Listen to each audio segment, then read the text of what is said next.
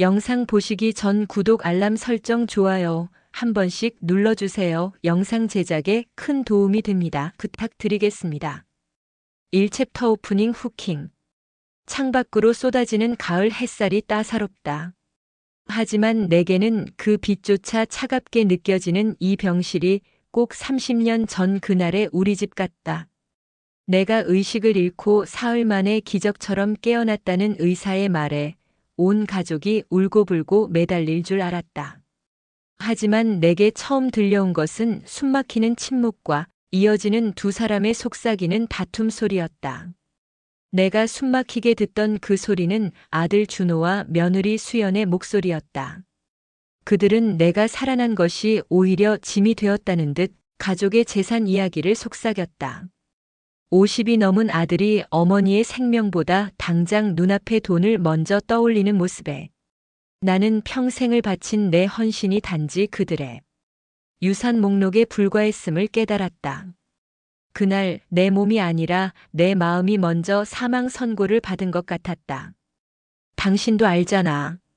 어머니가 돌아가시면 우리도 좀 숨통이 트일 줄 알았지. 말 조심해요. 어머니 눈치 보며 30년을 살았는데 이제 와서 이런 말이라니. 당신이 얼마나 고생했는지 알지만 당장 우리 노후 자금 생각하면 정말이지 이 집에서 내가 뭐란 말인가. 내 마음도 모르고 내가 기적처럼 살아난 이유가 그깟 재산 다툼을 들으려고 살아났단 말인가. 눈을 감고 싶은데 눈이 떠지지 않았다. 아니, 뜨고 싶지 않았다. 내가 온전히 정신을 차렸을 때 병실은 다시 평온한 척했다. 남편 박영감은 신문만 보고 있었고 며느리 수연은 과일 껍질을 정갈하게 깎아 접시에 담았다. 남편과의 미묘한 갈등, 며느리의 서름, 이 모든 것이 침묵 속에 두껍게 쌓인 우리 가족의 일상이었다. 그들은 나를 위해 헌신하는 척했지만 내 눈에는 그저 자기들의 죄책감을 씻어내는 행위로만 보였다. 어머니, 홍시 드세요. 며칠 굶으셨으니 천천히. 며느리의 목소리는 평소보다 훨씬 다정했지만 나는 그녀의 손에 들린 홍시보다 며칠 전 그녀가 숨기던 낡은 편지 봉투가 더 신경 쓰였다.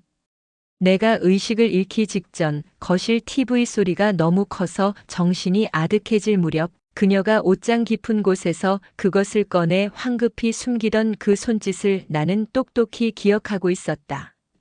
30년 묵은 편지. 그건 분명 은수의 것이었다. 은수가 집을 나간 후 한 번도 연락이 없었는데 혹시 그 편지가 은수의 생사를 알리는 마지막 단서가 아닐까? 수연아, 너 며칠 전에 그 옷장에서 뭘 꺼냈었니? 네. 어머니, 제가 뭘요? 아직 몸이 안 좋으셔서 헛것을 보시는 거예요. 의사 선생님한테 말씀드릴게요. 그녀는 너무나도 태연하게 내 질문을 무시했다.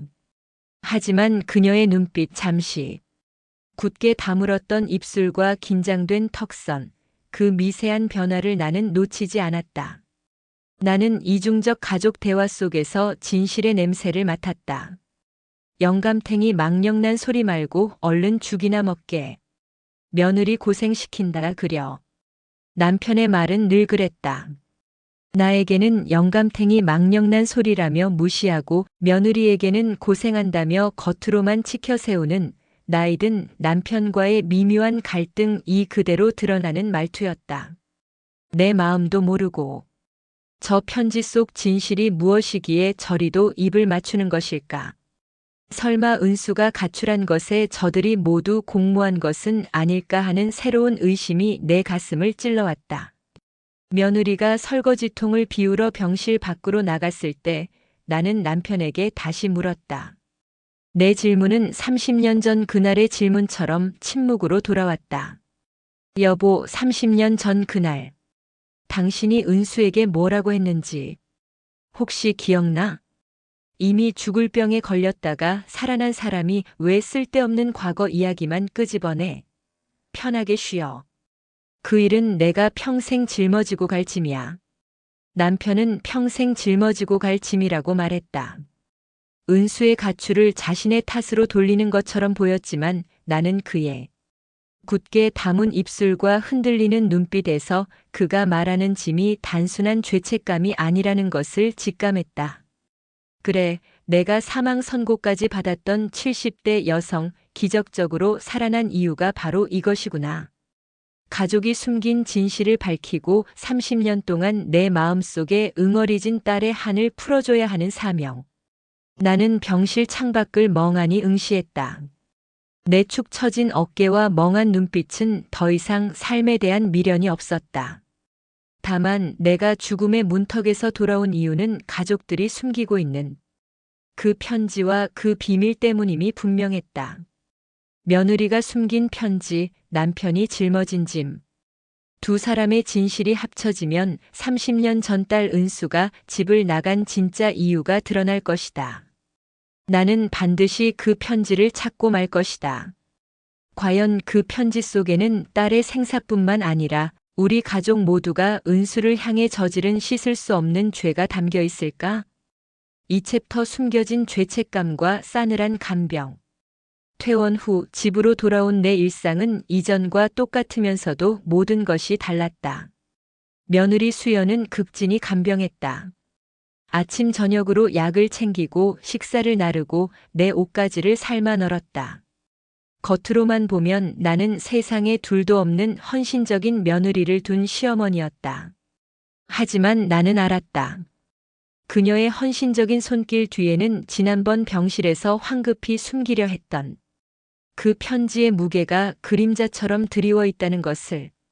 정말이지 내가 깨어나지 않았더라면 저 간병은 아름다운 며느리의 마지막 헌신으로 끝났을 테지. 하지만 나는 살아났고 그들의 평화는 깨져버렸다. 어머니, 약 드세요. 오늘은 속이 편찮으시다고 해서 보리차에 타왔어요. 고맙다. 약을 입에 넣으며 너도 참 고생이 많지. 남들은 내가 우리 집 와서 얼마나 고생하는지 알까 싶다. 나는 일부러 칭찬인지 비난인지 모를 이중적인 말을 건넸다. 평생 가족을 위해 헌신한 삶에 대한 인정을 받고 싶어 하는 내 마음이 며느리의 마음을 먼저 흔들고 싶어 했다. 제가 할 일인데요, 뭘. 어머님 건강만 괜찮으시면 되죠. 그나저나 어머니, 요즘 계속 은수 이야기는 왜 하세요? 다 지난 일인데요. 며느리가 설거지하며 흘리는 한숨처럼 그녀의 목소리에도 묘한 피로감이 묻어났다. 그녀는 내게 은수 이야기를 꺼내는 것 자체가 불편함을 드러냈다. 이는 내가 의식을 잃기 전 목격한 편지의 진실에 그녀가 깊이 연루되어 있다는 증거처럼 느껴졌다. 다 지난 일? 너는 내 시누이가 30년 동안 죽었는지 살았는지도 모르는 게 다 지난 일이니? 내가 그날 그 편지를 숨기지만 않았어도 내가 편지 이야기를 불쑥 꺼내자 수연은 손에 들고 있던 행주를 순간적으로 멈췄다. 그녀의 굳게 담은 입술과 치켜세운 눈썹은 감정을 숨기려는 노력과 당황스러움을 동시에 보여줬다. 무슨 말씀을 하시는 거예요, 어머니? 제가 언제 편지를 숨겼다고 자꾸 헛소리하시면 저도 힘들어요. 간병 못하겠어요. 꺼봐. 거짓말이었다. 그녀는 내 몸의 아픔이 아니라 죄책감의 무게 때문에 힘들어하고 있었다. 나를 향한 며느리의 냉소적인 태도가 결국 고부 갈등과 며느리의 서름 때문이 아니라 숨겨진 가족의 진실 때문이었음을 깨닫는 순간이었다. 저녁이 되자 아들 준호가 퇴근하고 돌아왔다. 나는 아들에게 며느리의 행위를 고발하려 했다. 준호야, 내 아내가 자꾸 이상한 소리를 한다. 혹시 내 누나 편지에 대해 아는 거 없니? 어머니, 제발. 이제 좀 쉬세요. 제가 밖에 나가서 얼마나 힘들게 일하는지 아시잖아요. 아내도 하루 종일 어머니 병수발 드느라 지쳤어요. 괜히 없는 일 만들어서 둘 사이 불편하게 하지 마세요. 아들은 가족 간의 복잡한 감정을 직접 설명하지 않고 그저 상황을 단순화하고 회피했다.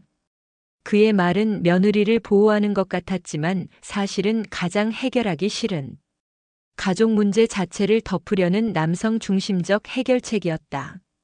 나는 또다시 가족들에게 오해받고 상처받는 결정적 사건을 겪었다. 이 집에서 내가 뭐란 말인가?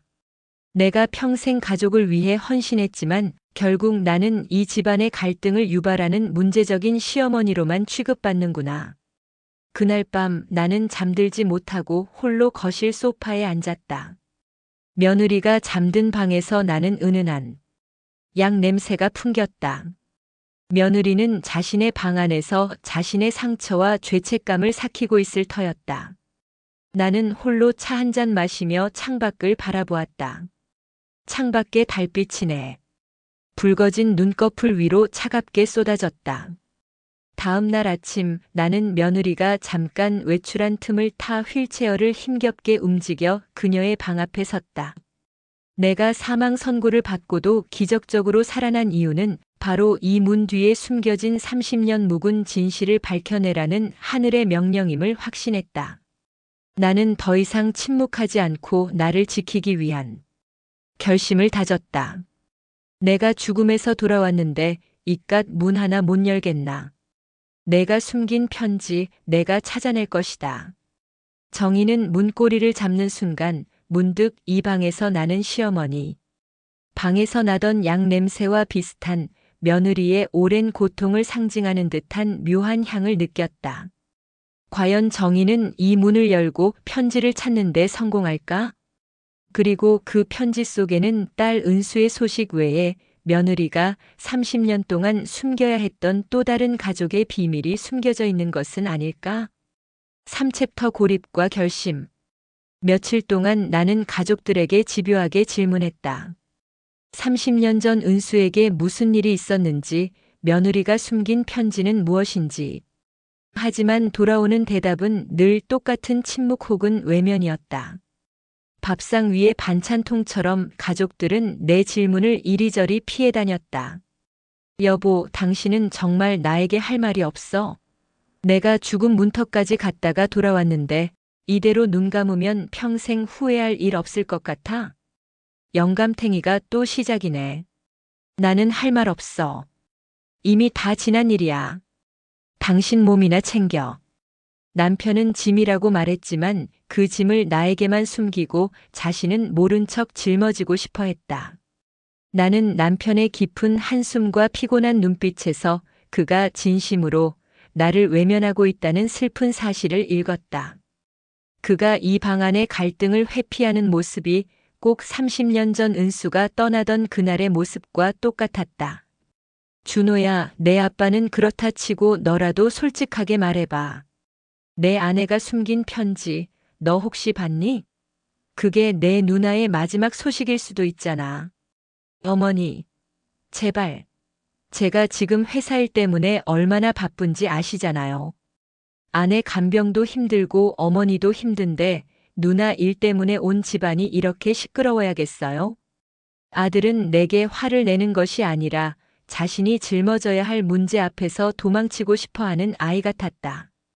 그는 자신이 착한 아들이라는 이미지에 갇혀 어머니와 아내 사이의 갈등, 그리고 누나의 진실 앞에서 방관자로 남아 가족의 평화를 가장한 침묵의 벽을 쌓고 있었다.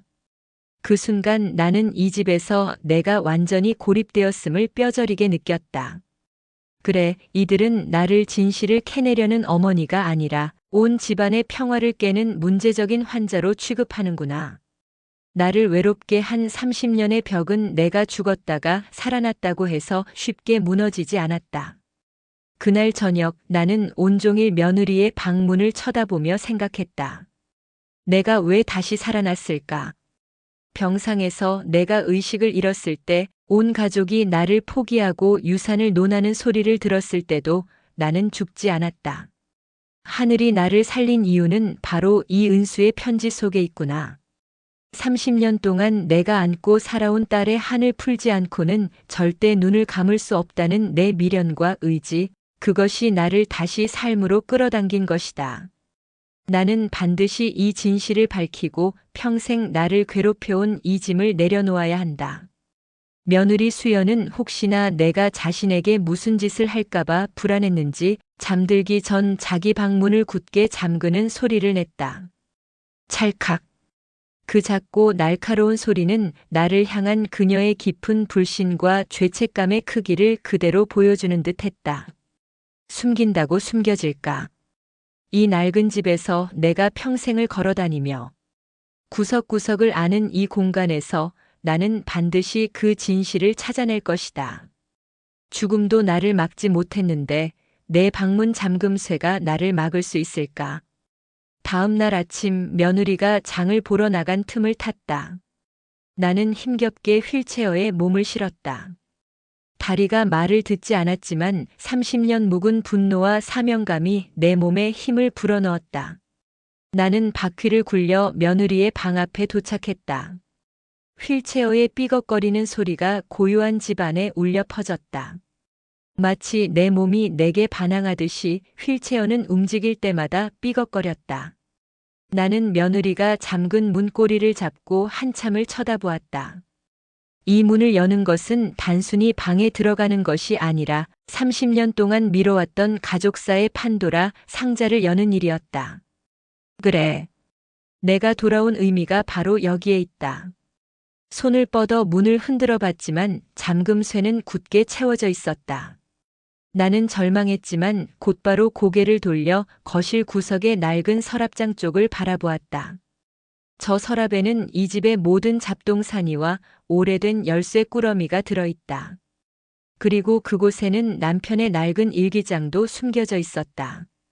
정희는 문득 편지를 숨긴 것은 며느리지만 편지의 내용과 은수의 가출을 유발한 진짜 원인은 남편의 침묵 속에 숨겨져 있을 수 있다는 새로운 의심에 휩싸인다. 며느리의 방이 아닌 남편의 오래된 비밀이 잠들어 있는 거실 서랍장을 향해 휠체어 바퀴를 돌리는 정희. 과연 그녀는 며느리의 편지 대신 남편의 침묵 속에서 딸의 진실을 밝힐 단서를 찾게 될까? 4챕터 예상치 못한 동반자. 나는 며느리의 잠긴 방문 앞에서 휠체어의 방향을 틀어 거실의 낡은 서랍장으로 향했다. 문득 며느리가 편지를 숨긴 것은 가족의 평화를 위해서일지 모르지만 딸 은수가 가출을 결심하게 만든 근본적인 씨앗은 남편 박영감의 침묵 속에 숨겨져 있다는 강한 직감이 들었다. 서랍장 앞에서 나는 숨을 골랐다.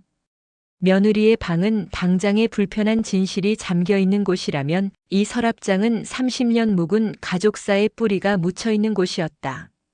그때 현관벨이 울렸다. 휠체어를 서랍장에서 급히 떼어놓았다. 문을 열고 들어온 사람은 나의 오랜 친구 김 여사였다.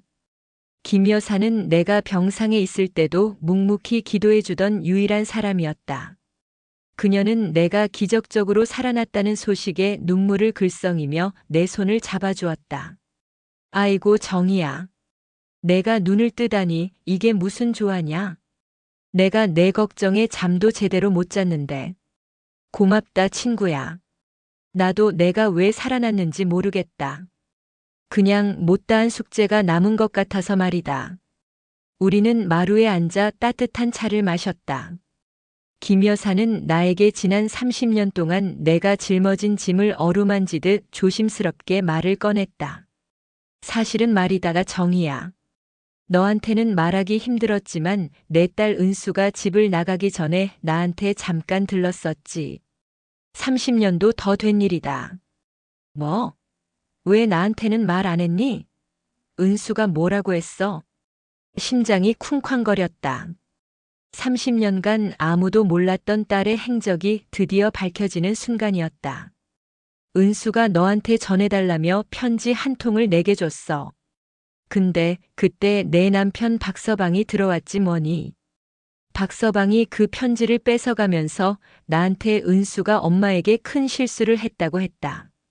엄마가 알면 평생 가슴에 묻고 살 거다. 절대 말하지 말아달라고 신신당부하더라. 머리가 핑 돌았다. 편지를 숨긴 것이 며느리가 아니라 남편이었다니. 그리고 남편은 딸 은수를 빌미로 나를 평생 죄책감에 살게 했던 것이다. 30년 동안 며느리를 향했던 내 의심과 냉대가 결국 남편의 거짓말이라는 더 큰 벽에 가로막혀 있었음을 깨달았다. 그 편지 내용이 뭐였는지 기억하니? 기억 안 난다. 다만 은수가 엄마에 대한 오해 때문에 힘들다고 했던 말은 기억나. 그리고 엄마에게는 비밀로 해달라고 부탁하더구나. 은수가 자신에 대한 오해 때문에 가출했다는 사실, 그리고 남편이 그 오해를 더 키우기 위해 편지를 숨기고 나를 기만했다는 사실이 나를 억눌렀던 30년 묵은 분노를 터뜨렸다. 며느리에 대한 오해의 실타래가 풀리는 대신 남편을 향한 더 크고 깊은 의심이 샘솟았다. 김 여사가 돌아가고 나는 다시 휠체어를 움직였다. 이제 나는 며느리에게 화를 낼 수 없었다. 오히려 그녀가 내게 했던 냉소적인 태도가 나와 남편 사이에 숨겨진 거대한 진실을 외면하기 위한 방어기제였음을 어렴풋이 이해하게 되었다. 그때 남편 박영감이 들어왔다. 그는 여전히 묵묵히 자신의 방으로 향했다. 여보, 당신이 30년 전에 은수 편지를 숨겼다며. 무슨 소리를 하는 거야? 김 여사가 와서 또 쓸데없는 소리를 했나 본데. 노인네들 말은 믿을 게 못 돼. 남편은 끝까지 외면했다. 그의 회피적인 태도는 나에게 그의 죄책감을 확신시켜 주었다. 나는 휠체어 바퀴를 돌려 그가 30년 동안 단 한 번도 나에게 공개하지 않았던 낡은 서랍장을 향해 다시 움직였다. 이제 나는 며느리의 편지보다 남편의 침묵 속에 숨겨진 더 큰 진실을 찾아야 했다. 당신이 숨긴 짐이 무엇인지 내가 반드시 밝혀낼 것이다. 내가 왜 살아났는지 이제야 알겠다. 결국 남편 박영감은 아내의 추궁에 자신의 방으로 숨어버린다. 며느리의 방이 잠겨있는 가운데 정희는 30년 전 은수의 가출을 유발한 남편의 치명적인 거짓말이 담겨 있을지도 모르는 낡은 서랍장을 열어 은수의 생사에 관한 결정적인 단서가 적힌 메모와 또 다른 편지를 찾기로 결심한다. 정희가 서랍장 안에서 발견하게 될 진짜 편지와 치명적인 단서는 무엇일까? 5챕터 위기 마이너스 가족사의 진실. 며느리가 장을 보러 나가고 남편은 아침 산책을 나간 사이 집안은 숨막히는 침묵 속에 잠겨 있었다. 나는 휠체어를 힘껏 굴려 거실의 낡은 서랍장 앞에 멈춰 섰다. 서랍장에는 30년 동안 이 집안의 크고 작은 비밀과 묵은 짐들이 켜켜이 쌓여 있었다. 남편은 평생 그 서랍장의 열쇠를 자기 호주머니에 숨기고 살았다. 내가 죽음에서 돌아오지 않았더라면 이 서랍장은 영원히 닫혀 있었겠지. 나는 떨리는 손으로 열쇠 꾸러미를 뒤져 남편의 서랍을 여는 낡은 열쇠를 찾아냈다. 녹이 슬어 뻑뻑한 열쇠를 돌리자 딸깍하는 소리가 온 집안을 흔드는 듯 크게 울렸다. 서랍 안은 퀴퀴한 냄새와 함께 묵은 먼지가 가득했다. 각종 영수증과 오래된 통장, 그리고 맨 밑바닥에는 낡고 다른 가죽 수첩이 놓여 있었다. 나는 숨을 참고 수첩을 집어들었다. 그 안에는 남편의 흐릿한 필체로 쓴 짧은 메모와 함께 또 다른 빛바랜 편지 한 통이 끼워져 있었다. 편지 봉투에는 수연이에게라고 적혀 있었다. 이게 무슨 조화란 말인가? 며느리에게 온 편지가 왜 남편의 서랍에서 나온 것일까? 나는 며느리에게 온 그 편지를 조심스럽게 꺼내 읽었다. 편지는 며느리 수연의 오래된 친구에게서 온 것이었다. 편지 내용은 충격적이었다. 편지 내용은 이러했다. 수연아, 내 시어머니 건강이 안 좋으시다는 이야기를 들었다. 너에게 그 말은 전해야 할 것 같아서 은수가 몇 년 전 이메일로 자기 새로운 삶을 시작했다는 소식을 보내왔었어. 내가 내 시어머니께 말하려 했는데 내가 혹시라도 시어머니 마음 상할까봐 숨겨달라고 했었지. 하지만 이제라도 내 시어머니께는 알려야 하지 않을까? 내 시어머니는 평생 은수 걱정에 사셨잖아. 나는 편지를 읽는 순간 며느리 수연에 대한 오해가 완전히 풀림과 동시에 더 큰 혼란에 빠졌다. 수연이 은수의 소식을 숨긴 것은 질투나 악의가 아니라 나의 마음을 지키려 했던 며느리의 늦은 배려였던 것이다. 나는 곧바로 수첩 안에 끼워져 있던 남편의 메모에 시선을 돌렸다. 남편의 낡은 메모에는 30년 전 은수가 집을 나가기 직전 남편이 은수에게 했던 말들이 적혀 있었다. 은수에게 엄마가 너를 미워한다. 내가 딸이 아니라 아들이었으면 했다고 말한 것. 은수가 떠날 때 내가 다시는 엄마를 찾아오지 않겠다고 다짐하며 떠난 것. 그 모든 것이 나의 거짓말과 회피 때문이었다. 순간 머리가 하얗게 비었다. 30년 동안 내가 짊어졌던 죄책감, 내가 딸을 너무 몰아세웠나 하는 슬픔, 그리고 며느리를 향했던 모든 냉소적인 태도가 남편 박영감의 치명적인 거짓말 하나로 인해 비롯된 것임을 깨달았다. 은수는 나를 오해하고 집을 나갔고 남편은 그 사실을 숨기기 위해 평생을 짐이라는 이름으로 나를 기만해왔다. 엄마가 너를 미워한다는 그 한마디. 그 한마디가 내 딸을 나에게서 빼앗아갔고 나를 죽음의 문턱까지 끌고 간 것이다. 이 사람이 평생을 함께 살아온 이 남자가 나를 향해 가장 잔인한 배신을 저질렀구나. 나는 주체할 수 없는 분노와 배신감에 휩싸였다.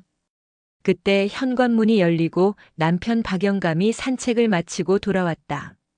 그의 얼굴은 평온했지만 나는 그 평온 뒤에 숨겨진 30년의 기만을 보았다. 여보, 당신 이게 무슨 뜻이야? 당신이 은수에게 내가 너를 미워한다고 말했다며. 당신이 그걸 어떻게 해? 남편은 자신의 30년간의 거짓말이 백일하에 드러나자 모든 것을 회피하려 했다. 하지만 나는 죽음을 이기고 돌아온 사람이었다. 이제 나는 더 이상 물러서지 않았다. 남편의 거짓말이 만천하에 드러난 순간 며느리 수연이 장을 보고 돌아와 이 상황을 목격한다. 남편은 모든 것을 고백하고 용서를 빌지만 정희는 내가 왜 다시 살아났는지 모르겠다는 극심한 절망감에 휩싸인다. 이 순간 며느리 수연은 마침내 자신이 숨겼던 30년 묵은 편지를 꺼내놓으며 가족의 평화를 위해 은폐했던 과거를 고백하고 정희는 이로 인해 가장 큰 배신감과 절망을 느끼게 된다. 과연 며느리가 숨긴 편지 속에는 남편의 거짓말을 능가하는 어떤 치명적인 진실이 담겨 있을까? 6챕터 위기 마이너스 최악의 순간. 남편 박영감의 얼굴은 30년 만에 처음으로 껍질이 벗겨진 듯 창백했다. 그가 나에게 달려와 무릎을 꿇고 애원했을 때 나는 그가 평생 짊어졌다던 짐의 실체를 마주했다. 짐은 짐이 돼 나를 향한 배신이라는 독이 묻은 짐이었다. 정희야, 내가 그때 너무 무서워서 그랬어. 은수가 나를 원망하는 게 무서웠고 당신이 힘들어하는 것도 무서웠고 당신이 은수를 미워한다고 거짓말하면 당신이라도 덜 힘들까봐. 덜 힘들다고. 나는 그 한마디 때문에 30년을 죄책감에 살았어. 내가 내 딸을 미워했다는 오해 때문에 내가 죽어가면서도 눈을 감지 못했는데 당신은 평생 나를 이 집에 가둬놓고 기만한 거야. 나는 가슴을 쥐어뜯으며 절규했다. 내가 기적처럼 살아난 이유가 고작 이 추악한 진실을 확인하기 위함이었을까? 내 삶을 지탱했던 모든 헌신과 슬픔이 한순간에 무너지는 기분이었다. 이제 진실이 밝혀졌는데 오히려 삶이 무의미해지는 극심한 절망감에 휩싸였다.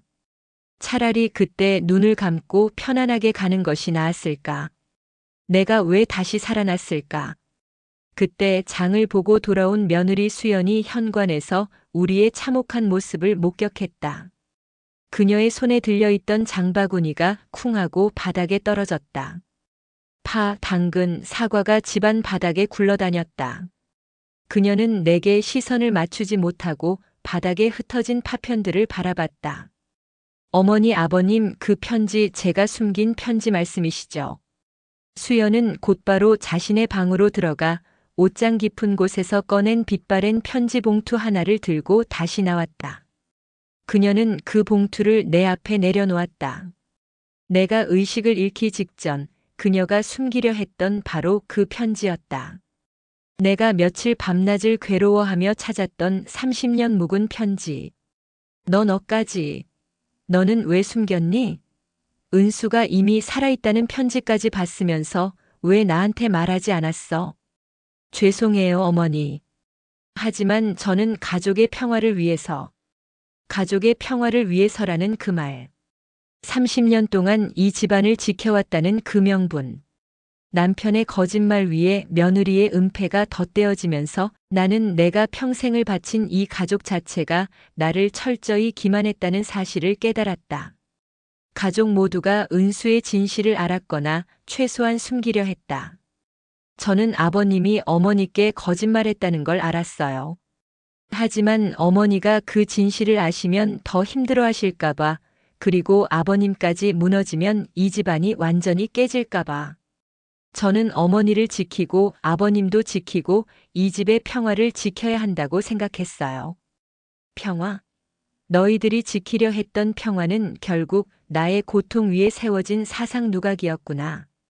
내가 죽음에서 돌아와 깨달은 것은 내가 이 집에서 가장 외롭고 가장 기만당한 존재였다는 최악의 진실뿐이었다. 나는 며느리가 내려놓은 30년 묵은 편지를 떨리는 손으로 집어들었다. 편지 봉투는 곰팡이 냄새가 났다. 내가 사망 선고를 받고도 돌아온 이유는 바로 이 편지에 담긴 딸의 마지막 진심을 읽기 위함이었다. 그래. 읽어보자. 이 편지 속에 뭐가 있기에 나를 이토록 힘들게 했을까? 편지지를 펼쳤다. 딸 은수의 오랜 필체가 눈앞에 들어왔다. 은수는 어머니를 향한 자신의 오해와 미안함을 담담하게 적고 있었다. 엄마, 제가 집을 떠나던 날 아빠가 제게 엄마는 너를 버린 거다라고 말했을 때 저는 평생 엄마를 미워하며 살려고 했어요. 그런데 지금 와서 깨달아요. 엄마의 희생과 마음을 저는 너무 늦게 알았어요. 하지만 저는 이미 돌아갈 수 없을 만큼 멀리 왔습니다. 엄마, 부디 아프지 말고 오래 사세요. 당신의 딸이 끝까지 당신의 딸을 사랑하는 마음으로 드립니다. 나는 편지를 읽으며 울부짖었다. 은수는 돌아갈 수 없을 만큼 멀리 왔다고 했다. 남편의 거짓말이 딸의 영혼을 갉아먹었고 며느리의 침묵이 나의 마지막 희망을 가로막았던 것이다. 이게 내가 살아난 이유야? 이 사실을 알라고, 이 가족에게 배신당한 내 인생을 확인하라고. 정의의 절규 앞에서 남편과 며느리는 무너져 내린다. 그들은 각자의 죄책감과 후회를 눈물로 고백하지만 정의에게는 그들의 고백이 위로가 되지 못한다. 정의는 편지를 품에 안고 나는 이제 어떻게 살아야 하는가에 대한 근원적인 물음을 던지며 고통스러운 침묵 속으로 빠져든다. 과연 정의는 이 극심한 절망 속에서 어떻게 세월의 흐름을 받아들이는 평온으로 나아갈 수 있을까? 그리고 은수가 말한 돌아갈 수 없을 만큼 멀리 온 곳은 어디일까? 7챕터 눈물의 해묵은 고백. 내 손에 들린 은수의 편지는 구겨지고 젖어 있었다. 30년의 세월이 아니라 내 눈물과 절규로 젖은 종이었다. 내가 절규하는 동안 남편과 며느리는 바닥에 무너져 내린 채 고개를 들지 못했다. 그들의 눈물과 비통함이 내게는 위로가 아닌 또 다른 절망으로 다가왔다. 내가 이 편지를 읽으려고 죽음에서 돌아왔니? 내가 살아난 이유가 고작 너희 모두에게 배신당한 내 인생을 확인하기 위해서였니? 여보, 내가 죽을 죄를 지었어. 내가 죄인이야. 나를 용서하지 마. 남편의 사죄는 30년 전 그가 은수에게 했던 거짓말보다 더 비겁하게 느껴졌다. 그는 이제야 죄책감을 털어냈겠지만 나는 이제 이 사람과 30년을 살았다는 사실 자체를 감당해야 했다. 남편의 늦은 후회와 나이든 아내의 외로움이 극단적으로 대비되는 순간이었다. 내가 이 사람을 어떻게 용서해야 할까? 나는 용서할 수 있을까? 나는 휠체어를 끌고 남편에게 다가갔다. 그의 축 늘어진 어깨와 주름진 손은 30년 전 은수를 향해 거짓말을 하던 그 가부장적인 남자가 아니라 이제 모든 것을 잃고 무너져 내린 나이든 남자의 모습이었다. 당신은 내가 당신 아들이었으면 했다고 했지? 딸을 미워했다고 했지? 당신은 왜 그랬니? 당신 딸인데. 미안하다, 미안해. 내가 우리 아버님한테 후계자 문제 때문에 핍박받던 게 한이었어. 내 아버지가 딸 가진 아비는 실패자라고 했을 때 나는 은수를 통해서라도 당신의 사랑과 인정을 받고 싶었어. 그런데 은수가 자꾸 당신만 따르니까 내가 당신에게 덜 중요해질까봐 무서웠어. 그게 내 비겁함이었어. 남편의 고백은 여성 시청자의 완벽한 감정적 몰입을 위해 필요한, 남성도 나이 들수록 외로움과 인정에 대한 갈증에 시달린다는 복잡한 감정을 드러냈다. 하지만 나는 그에게 위로를 건넬 수 없었다. 그의 두려움이 나의 삶 전체를 망가뜨렸기 때문이다. 그때 며느리 수연이 떨리는 몸을 일으켜 내 앞에 무릎을 꿇었다. 그녀는 자신이 숨긴 또 다른 편지를 꽉 쥐고 있었다. 어머니, 저는 그저 이 집이 깨지는 것이 두려웠어요. 제가 아무리 노력해도 아버님은 어머니를 이해하지 못하셨고 어머니는 늘 저를 냉대하셨죠. 하지만 이 집에 평화가 있어야 저와 준호, 우리 아이들이 살 수 있었어요. 그래서 나를 기만했니? 죄송해요. 하지만 은수 씨가 살아있다는 소식은 어머니께 기쁨이 아니라 아버님과의 불화를 가져올 거라 생각했어요. 30년 동안 참아온 어머니의 분노가 이 집안을 무너뜨릴 거라고 생각했어요. 저는 어머니의 고통보다 이 가족의 유지를 선택했어요. 수연의 고백은 며느리의 서름이 얼마나 복잡하고 이기적인 형태로 발현될 수 있는지 보여주었다. 그녀는 아기가 없었지만 그 선택은 나를 외로운 섬에 가두었다. 나는 며느리의 머리 위에 손을 얹으려다 멈췄다. 용서와 이해는 아직 내게 허락되지 않은 감정이었다. 나는 너희들의 평화를 지키는 대가였구나. 내가 죽어야만 했던 것처럼 너희의 평화는 나의 희생과 고립을 대가로 요구했구나. 집안은 세 사람의 통곡 소리로 가득 찼다. 나는 두 사람의 눈물을 보며 깨달았다.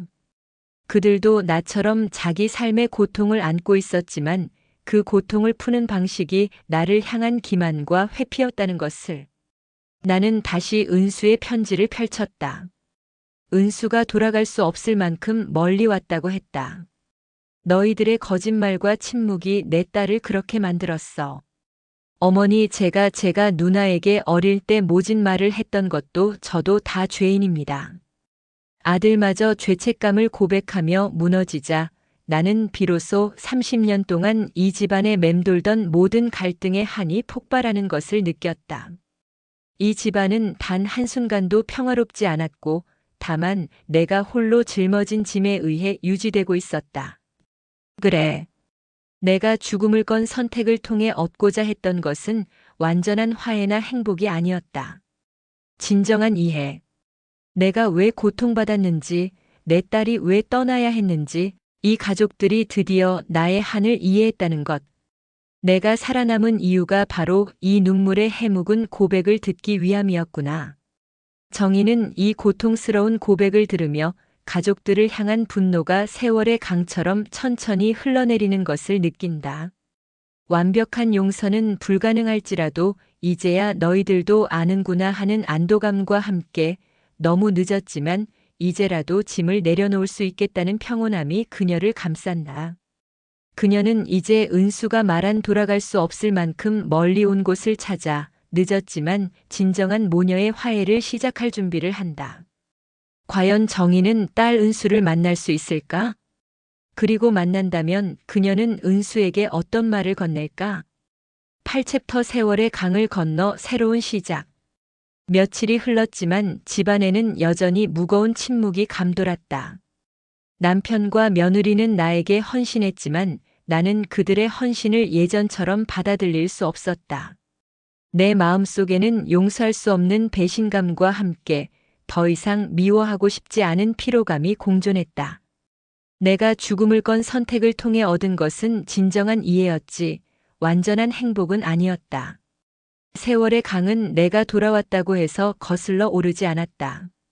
30년은 30년대로 흘러갔고 나는 그저 그 세월의 낡은 조각들을 다시 맞춰야 했다. 며느리 수연은 어느 날 아침 내 앞에 오래된 스케치북을 내려놓았다. 그 안에는 은수가 집을 나가기 전 자신과 주고받았던 편지와 그림들이 들어 있었다. 수연은 이 물건들마저 숨긴 자신을 용서해달라고 눈물로 말했다.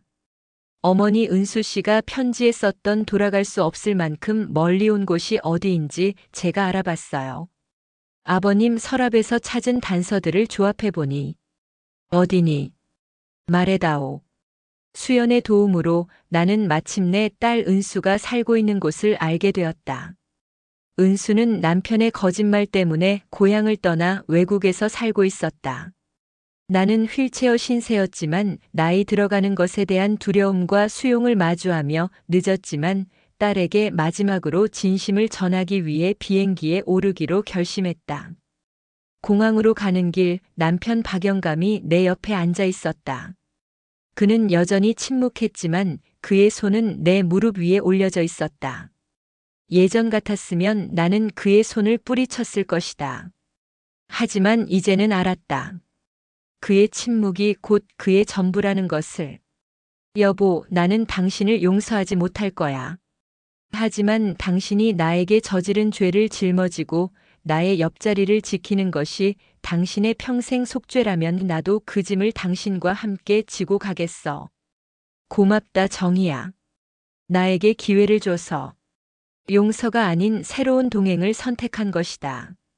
나는 비로소 그를 남편이 아닌 같은 세월의 강을 건너는 동반자로서 바라볼 수 있게 되었다. 나는 내가 죽음에서 돌아와 얻은 것이 가족에게 당당하게 나의 자리를 요구할 수 있는 자존감의 회복이었음을 깨달았다. 은수가 사는 곳은 조용한 강변 마을이었다. 30년 만에 만난 딸 은수는 내 모습처럼 세월의 흔적이 묻어 있었지만 눈빛은 여전히 나를 닮아 있었다. 은수는 나를 보자마자 무릎을 꿇고 울었다. 엄마 죄송해요. 저는 엄마가 정말 저를 미워하는 줄 알았어요. 아니다, 은수야. 내 잘못이 아니야. 엄마는 너를 한 번도 미워한 적이 없어. 엄마의 한은 너를 향한 것이 아니라 너를 잃게 만든 이 세월을 향한 것이었단다. 나는 은수에게 내가 겪은 사망 선고와 기적적인 소생, 그리고 가족이 숨긴 모든 진실을 이야기했다. 은수는 울면서 어머니의 손에 입을 맞췄다. 나는 이제야 알았다. 내가 왜 다시 살아났는지. 내가 죽음의 문턱에서 돌아온 이유는 완전한 기적이 아니라 미완성된 내 삶의 매듭을 풀고 딸의 오해를 풀어주고 이 고통스러운 세월의 강을 건너 평온에 이르라는 하늘의 명령이었음을. 은수는 더 이상 돌아갈 수 없을 만큼 멀리 온 곳에 갇혀 있지 않았다. 그녀는 이제 새로운 삶을 살고 있었다.